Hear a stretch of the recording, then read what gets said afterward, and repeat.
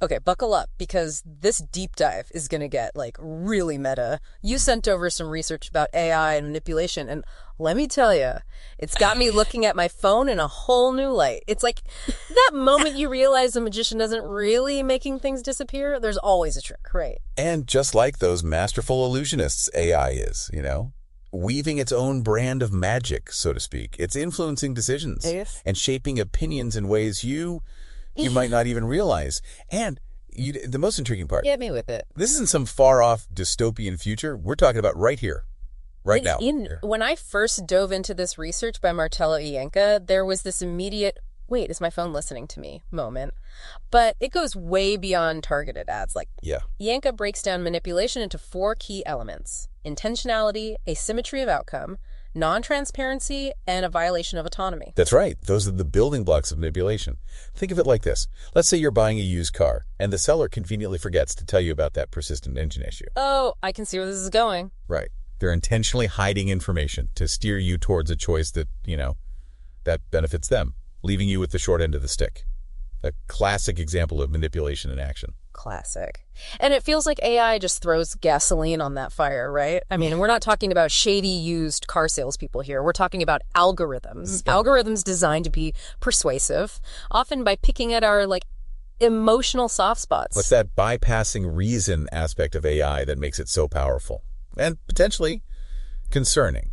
It's one thing to be aware of a persuasive argument, but AI can, it can sidestep our usual defenses, tapping into our emotions and biases in ways that, traditional manipulation just couldn't achieve. It's like that saying, we buy on emotion then justify with logic. But in this case, the logic part might be getting completely bypassed. Totally. And that makes everyone vulnerable, even the most skeptical among us. So how is AI pulling this off? What's Ienka say about all this? Well, Ienka calls this new wave digital manipulation. Yeah. And it's all about using technology to hit those 4 elements. Intentionality, asymmetry, non-transparency, violation of autonomy, Right. in brand new ways. And one of the most powerful tools in its arsenal, your data. Here we go. Every click, every search you make online, it's all fuel for the AI engine. Okay, now it's getting creepy. But you're saying even seemingly harmless things, like those eerily accurate recommendations you get, social media or shopping sites, that's part of this digital manipulation. Absolutely.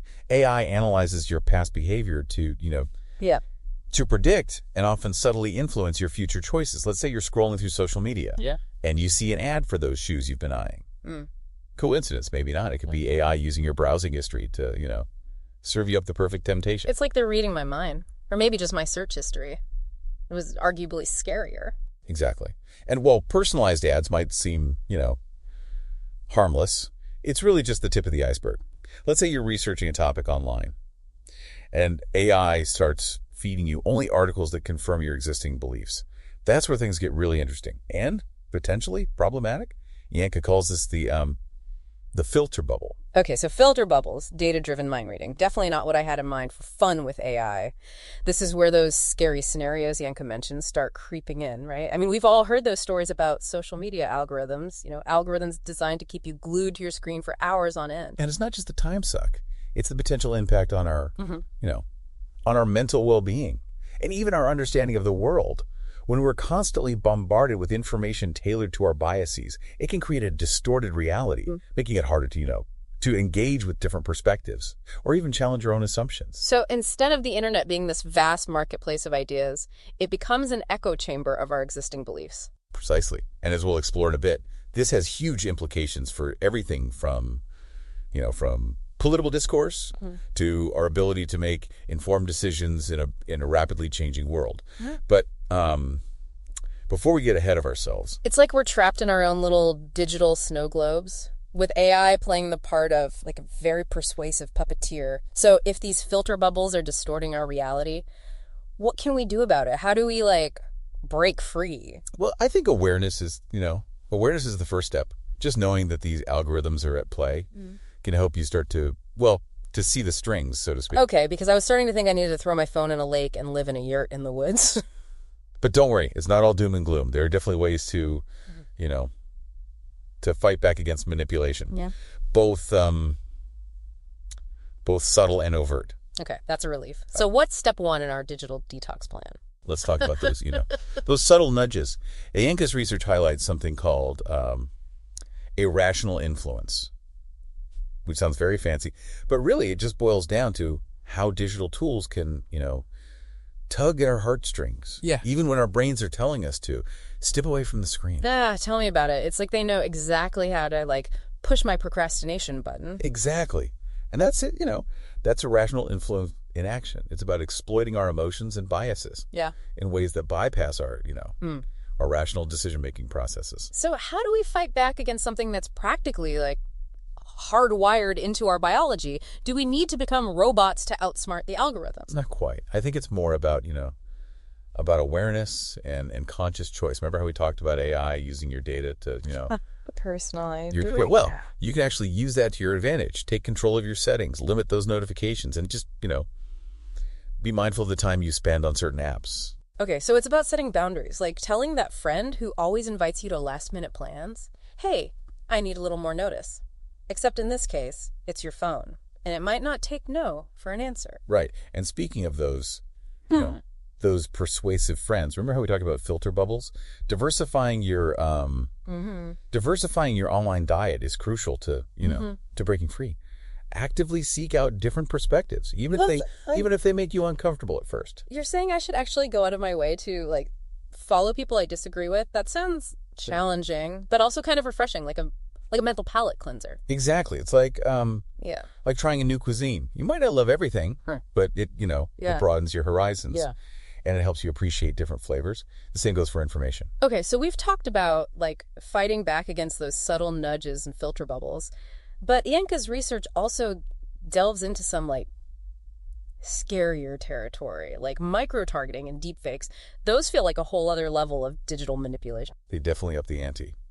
Micro-targeting takes personalized advertising to the extreme, using data not just from your online activity, but also things like, like your purchasing history, demographic information, and even your political affiliations to create these, like, hyper-targeted messages. It's like those personalized ads we talked about earlier, but on steroids. So instead of just getting an ad for shoes I looked at online, they might use my voting record and my love for organic coffee to tailor a political ad specifically for me. That's both impressive and slightly terrifying. And then you have deep fakes, which are like something out of out of a sci-fi thriller. Remember that anecdote about manipulating a politician's speech to change their stance on a key issue? Yeah. That's the power of deep fakes. No, to create incredibly realistic but entirely fabricated videos and audio recordings. It's like that moment in a movie when you realize the hero has been talking to the villain in disguise this whole time, but instead of a rubber mask, it's like lines of code. Exactly. And as the technology advances, it's becoming increasingly difficult to, to discern what's real from what's fake, which has huge implications for, for trust, accountability, and even democracy itself. Okay, deep fakes. It's like someone took, like, fake news and just handed it a Hollywood special effects budget. How are we even supposed to navigate a world where we can't trust what we see and hear? It's definitely a challenge. Yeah. And it's only going to get more, more complex as this technology, as it evolves. Think of it like a game of cat and mouse, right? Yeah. Those creating deep fakes are constantly upping their game. And those trying to detect them are, well, they're always playing catch up. So what's our best defense against this? Do we need to become, like, digital detectives or something, armed with magnifying glasses and skepticism? The healthy dose of skepticism is? Yeah. It never hurts. But seriously, I think a big part of the solution is, it's really just being aware that this technology exists. The more people understand how deep fakes are made and the potential harm they can cause, the less likely they are to be fooled. So knowledge is power. Yet again, it's like that old saying, right? Once you see the man behind the curtain, the magic loses its appeal. Exactly. It's about, demystifying these technologies so we can make more informed decisions about the information we, the information we consume. It's also important to, I think, to support the development of, of detection tools and technologies. There are some brilliant minds out there working on ways to to authenticate media using things like AI and blockchain, kind of like a digital fingerprint for videos and audio recordings. So it's a bit of an arms race then, huh? The better the deepfakes get, the better the detectors need to be. In a way, yeah.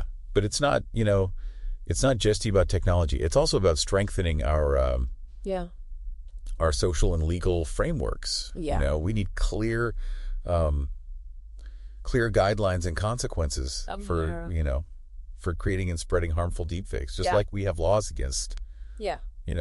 Fraud and defamation in the physical world. That makes sense. It's like just because you can digitally recreate someone's voice and make them say anything doesn't mean you should. Right. Especially if it's going to cause harm. Exactly. Ethics and responsibility need to be, part of the conversation. Yeah.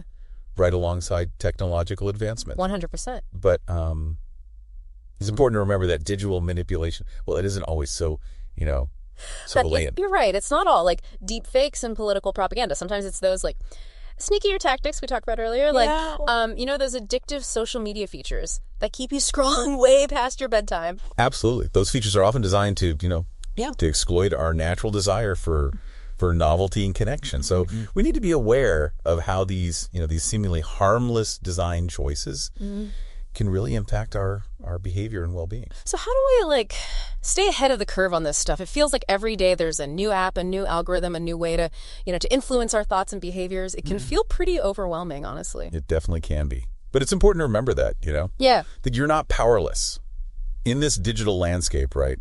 A good first step is to, to cultivate a healthy sense of skepticism. But the information you encounter online. So channel your inner detective. Question everything. Right. Exactly. Ask yourself, who created this content? What's their agenda? Yeah. And what evidence supports their claims? Well, and it's also important to, I think, to diversify your sources of information. Right. Don't just rely on social media algorithms to curate your newsfeed.